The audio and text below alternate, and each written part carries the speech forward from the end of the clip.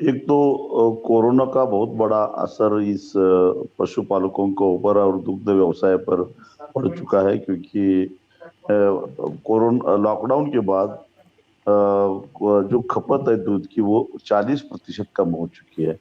ये जो अभी सीजन शुरू है वो लीन सीजन शुरू है। लीन में उत्पादन कम होता है दूध का, फिर भी आज की तारीख में दूध सरप्लस हो रहा है। क्यों हो रहा है? क्योंकि खपत कम हो चुके हैं। खपत कम हो, होने का कारण है कि बड़े बड़े होटल बंद हो चुके हैं। चाय की जो छोटे छोटे टपरीज थे वो चाय की दुकान बंद हो चुके हैं, साथ ही साथ मिठाई की दुकान बंद हो, आइसक्रीम पार्लर बंद है। और इसीलिए दूध की खपत कम हो गया। और जो पैकिंग मिल्क था उसका भी कंजम्पशन तकरीबन महाराष्ट्र में तो कम से कम 20 लाख लीटर कम हो चुका है। लॉकडाउन से पहले पर डे 86 लाख लीटर का खपत था पैकिंग मिल्क का। आज की तारीख में वो 67 या 66 लाख लीटर तक नीचे आ चुका है। इसका कारण है कि लोगों के पास पैसा नहीं है, उनको रोजगार नहीं है, और उसका असर खपत पे हो चुका है।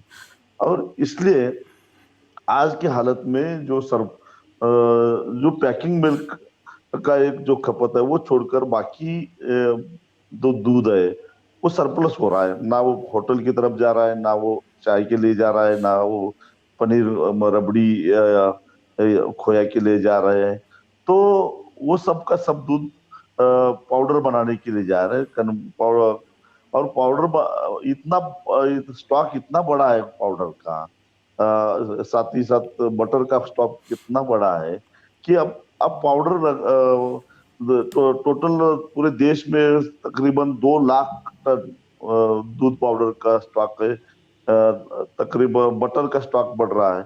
अब ये सब सरप्लस पाउडर लेके करेंगे क्या? और इसमें कई अरबों रुपए का जो पैसा है वो इसमें पड़ा हुआ है।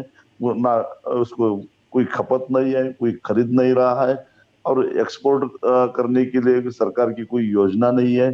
सरकार इंटरनेशनल मार्केट और डोमेस्टिक मार्केट, कई हद तक लॉकडाउन से पहले इंटरनेशनल मार्केट से डोमेस्टिक मार्केट में रेट बहुत अच्छा था। 320 रुपए पर केजी, 330 और 40 रुपए पर केजी इतना पाउडर का रेट था। वो रेट अब धीरे धीरे नीचे आकर 180 रुपए तक हो चुका है।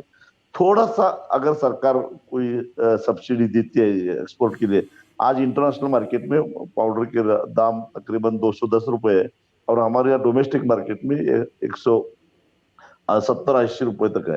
अगर 20-30 रुपए पर केजी अगर सरकार सब्सिडी देती है, केंद्र सरकार, जैसे कि उन्होंने 2018 में दिया था, तो ये स्टॉक स्टॉक कम हो सकता है। उसी तरह से बटर के एक्सपोर्ट के लिए भी थोड़ी सब्सिडी देनी चाहिए। लेकिन अगर हमारे पास जो सरप्लस दूध है उसका अगर हम घी बनाने की कोशिश करते हैं, रबड़ी बनाने की कोशिश करते हैं, तो एक तो हमारे पास कोई बुनियादी सुविधा नहीं है, हमारे पास कोई कोल्ड स्टोरेज नहीं है, हमारे पास पैक हाउस नहीं है। और वो रखेंगे कहाँ? और उसमें प्रोसेस करने के बाद अगर सब जो हालात आज दूध के बारे में हुआ है वही घी का हो सकता है, घी के भी दाम गिर सकते हैं। इसका मतलब ये नहीं है कि अब दूध की खपत नहीं है तो घी बनाओ, घी नहीं है तो रबड़ी बनाओ, रबड़ी नहीं है तो खोया बनाओ। इसके लिए हमारे पास एक अच्छा विकल्प होना चाहिए। और हमारा प्रोडक्शन कितना है, कंजम्पशन कितना है, ये देखना चाहिए। और रही बात दूध की लागत की, आज की तारीख में जो लागत आती है, लागत से भी कम दाम किसानों को मिल रहा है। वो तकरीबन 10 से 12 रुपए कम मिल रहा है लागत से। तो आज किसान लागत से 10-12 रुपए पर लीटर कम दाम में दूध भेज रहा है। अगर ये लागत कम करना है तो इसके लिए अच्छे ब्रीड का, अच्छे नस्ल के जानवर उसको उपलब्ध होना चाहिए। इसलिए उसको ऊपर रिसर्च होना चाहिए।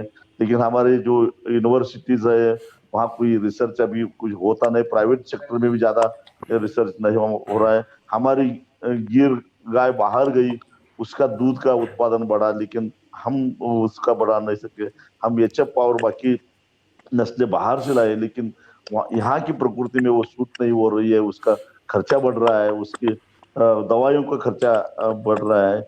इसलिए यहाँ लोकल उत्तर प्रदेश हो, महाराष्ट्र हो, मध्य प्रदेश हो या कर्नाटक, तमिलनाडु, यहाँ की जो प्रकृति है, यहाँ की जो एनवायरमेंट है, वहाँ सूट होने वाली नस्लें हमको रिसर्च करके वो दो ब्याज में ज्यादा से ज्यादा दूध देने वाली इस तरह से नस्लों का रिसर्च होना चाहिए। तो होगा तभी कहीं जाकर उसकी लागत कम हो जाएगी। दूसरी बात यह है कि हमारे जो पशुपालक है वो छोटे छोटे है, सीमांत किसान है, मजदूर है, गरीब किसान है, उनके पास 2 या 4 जानवर है, और उनका जो दूध का कलेक्शन है वो उस कलेक्शन में भी बहुत ज्यादा खर्चा आता है। उसके ऊपर दूध, जब गाय या भैंस से दूध निकालते हैं उसके ऊपर तुरंत प्रोसेस होना चाहिए। तो अगर प्रोसेस नहीं होता तो उसमें बैक्टीरिया बढ़ जाती है, उसमें वो उस क्वालिटी गिर जाती है। तो इसलिए जो उस दूध के साथ साथ बल्क कूलर हो या बाकी इस तरह से बुनियादी सुविधा, मिल्किंग मशीन, किसानों को छोटे छोटे नैनो टेक्नोलॉजी उसमें अपनानी चाहिए, छोटे छोटे मिल्किंग मशीन लानी चाहिए। इस तरह से थोड़ा थोड़ा दूध का लागत कम हो सकता है।